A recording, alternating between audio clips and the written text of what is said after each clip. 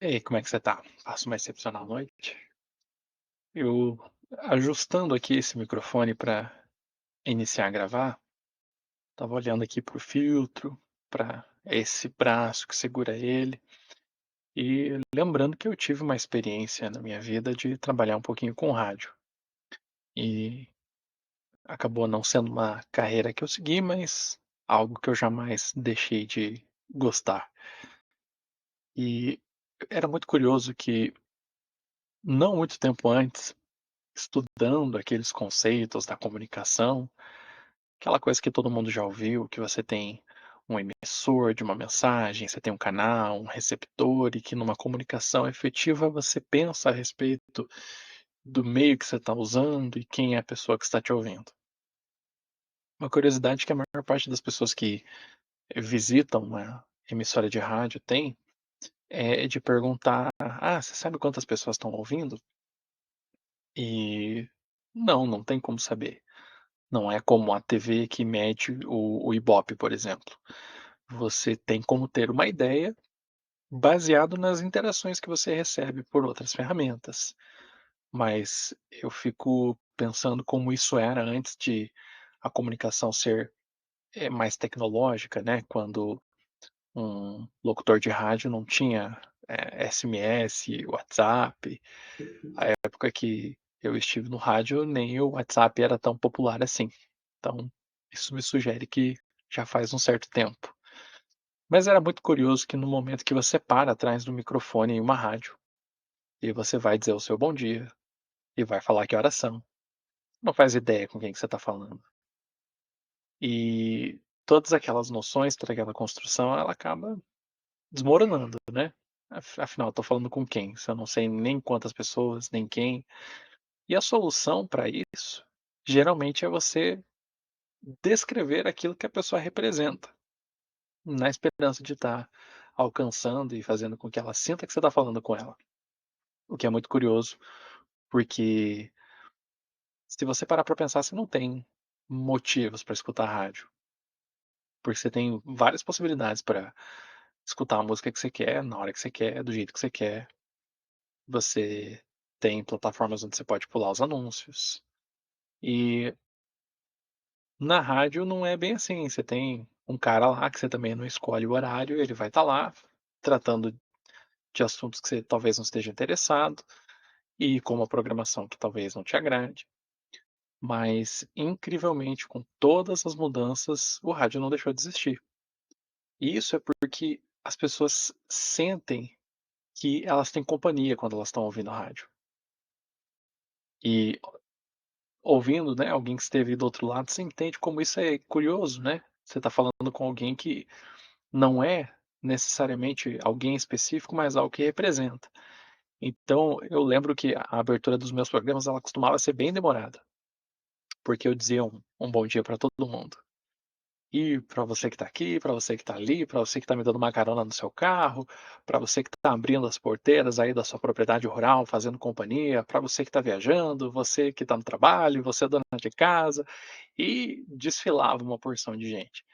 Mas sempre me causava a sensação que eu estava sendo ouvido por uma multidão. E você já vai entender porque eu estou dizendo isso, né.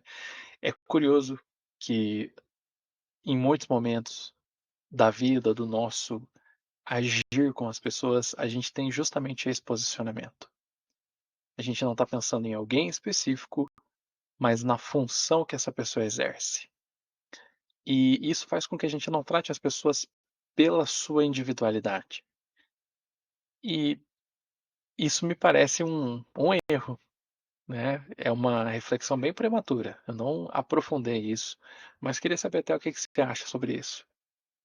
Me parece que quando a gente coloca as pessoas dentro de uma função, é meu pai, é meu irmão, é meu cônjuge, é meu chefe, é meu colega de trabalho, é o vizinho, enfim, você lima arestas que são da individualidade dessa pessoa. Eu estou lendo um livro muito interessante, eu comecei hoje, é o nono livro desse ano, então está sendo muito legal, e ele se chama O Ponto da Virada. Quando eu concluir ele, provavelmente aí no final da semana, até segunda-feira que vem, eu prometo que eu venho aqui falar um pouquinho sobre ele. Mas ele é um livro que fala como alguns focos isolados de doenças e do que ele chama de epidemias sociais acabam se espalhando. Quais são os fatores que fazem com que uma coisa que era só um foco localizado se espalhe e tome uma dimensão tão grande? E dentro desse livro ele trata de pessoas que conseguem medir a sua sociabilidade a partir do número de pessoas que conhecem. E tinha um cara, que foi utilizado como exemplo, que ele era um magnata, né, do Texas, e que ele tinha uma lista no computador, com 70 anos de idade, ele tinha uma lista no computador de mais de 1000 pessoas com data de aniversário, endereço, e não era só uma fonte de arquivos, mas qualquer pessoa que você mencionasse, ele saberia. Saberia falar do endereço, ele sabia o endereço dos amigos de infância dele de 60 anos atrás. E os pesquisadores, né, os autores do livro, estavam tentando entender como que relacionava aquilo com os negócios, quando perceberam que na verdade não tinha nada a ver com os negócios. Aquilo era uma prática da vida dele, ele não entendia que aquilo gerava conexões, que gerava possibilidades para ele, simplesmente era a maneira que ele agia. E, sabe, o humor, ele muitas vezes aponta para coisas muito interessantes que a gente pode se perguntar. Eu particularmente gosto muito do que se chama do humor observacional, né, que está presente no stand-up, por exemplo. E outro dia eu ri assistindo o Seinfeld, tem um momento que ele fala que quando você torce para um time de futebol, por exemplo, você não está torcendo para um clube ou para as pessoas, você torce para a roupa, porque passa o tempo e você passa a torcer por outras pessoas que estão na mesma roupa, e se aquelas mesmas pessoas vão para outro clube, você deixa de torcer. Você torce só pela roupa. E é irônico, mas é muito verdade, porque de fato você torce pelo que aquilo representa. E quando você fala da história de um clube, por exemplo, você está falando da história daquilo que estava sendo representado. Quando a gente fala, né, às vezes na Copa, assim, essa seleção é boa, essa seleção é forte, às vezes você está baseado numa referência de 8, 12, 16 anos atrás. Aqueles caras que faziam aquela seleção ser boa, poxa, faz muito tempo que não estão jogando mais, né? Eu vejo o pessoal falando bastante da seleção da Itália e tal, mas a grande seleção da Itália, pô, faz quase 20 anos que não aparece. Mas a gente tende a não fazer essa separação e entender que aquilo que eles representam, na verdade, é uma unidade que não se transforma. E, sabe, eu sempre gostei muito de Fórmula 1 e as pessoas, no geral, quem não gosta tem muita dificuldade de entender qual é a graça, né? Fala: "Ah, mas você vai ficar vendo só o e o carro rodando". E na verdade quem gosta de automobilismo, né, entende que existe muitas coisas anteriores à corrida. Que eu não sei se você sabe, mas existe a estratégia, então você vai largar com o carro que tem mais combustível e mais pesado para ir mais devagar, mas você vai parar depois dos outros, ou você vai largar com um carro que está mais leve, vai ganhar mais velocidade, mas vai ter que parar antes de todo mundo. Como é que você vai agir na mudança de tempo, a troca de pneus, a própria aerodinâmica do carro. Então, existe todo um time, né, que na Fórmula 1 eles chamam de escuderia, e que trabalham essas noções. E ao longo do tempo houveram escuderias que tiveram mais ou menos destaque. E se você conhece, né, pessoas que assim como eu gostam muito do automobilismo, eles vão te dizer que de uns anos para cá tem perdido a graça. Porque o recurso tecnológico está disponível para todo mundo, então os carros são mais ou menos iguais e as regras acabam se transformando. Então, hoje a gente tem, assim, alguns indícios de talento do piloto, mas você não consegue mais observar isso como era antigamente, quando o piloto tinha limitações do carro, quando ele tinha que, eh, não só utilizar a competência dele para pilotar e administrar a velocidade, mas também, identificar qual que era o veículo que ele estava usando, quais eram as características e como que ele poderia, otimizar isso. E mas é interessante que são poucas as pessoas que lembram dos nomes dos pilotos, mas elas lembram das escuderias. Então, se falar em Fórmula 1, talvez você não saiba de nenhum piloto hoje em dia, se você não acompanha, mas você vai lembrar da Mercedes, da Ferrari, da McLaren. E então é interessante que em todo o nosso derredor existem esses simbolismos, né?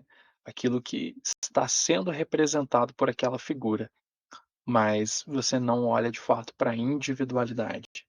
E eu queria propor essa reflexão, eu queria propor essa oportunidade para que a gente pense. E se eu parasse de observar a função que alguém desempenha e passasse a pensar o que que essa pessoa tem de específico? Então ele é um colega meu, mas e se fosse qualquer outra pessoa desempenhando a mesma função que ele desempenha na empresa? Ok, pode ser o meu cônjuge, mas e se eu tivesse me casado com outra pessoa e fosse, nesse mesmo papel, uma outra pessoa com características diferentes?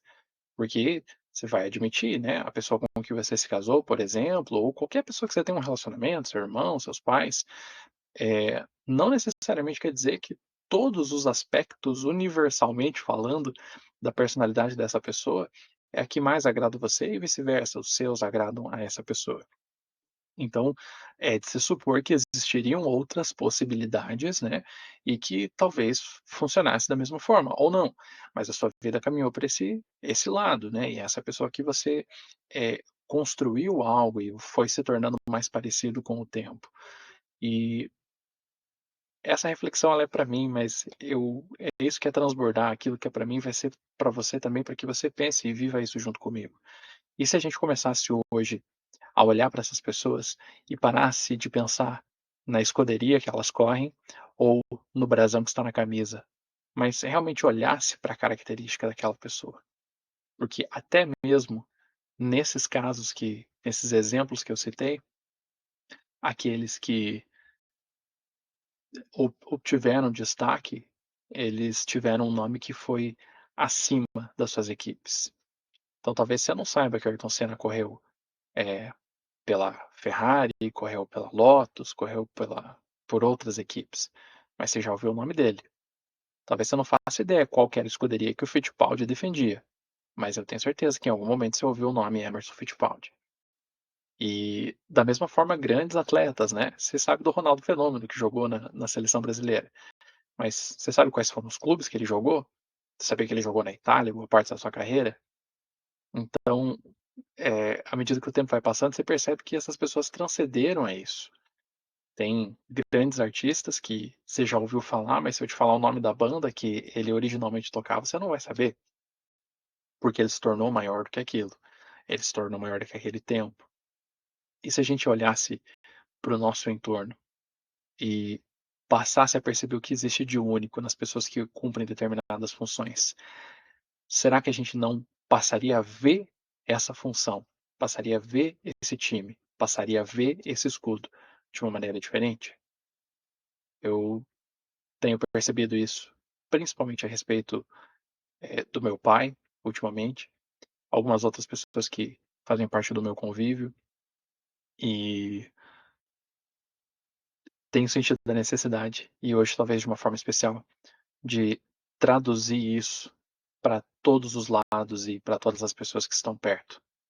Eu acho que quando a gente começa a viver com intenção de fazer, de construir, de transformar, é preciso que a gente olhe para esses cooperadores de propósito, para a gente observe essas pessoas que estão trocando energia conosco todos os dias e o dia todo e passe a identificar o que, que existe de único, de singular em cada um, porque talvez isso altere a percepção que temos deles, mas principalmente impacte a maneira como nós experimentamos a nossa realidade, a maneira como nós torcemos, a maneira como nós comemoramos certas vitórias, certo? Tamo junto, até depois do fim.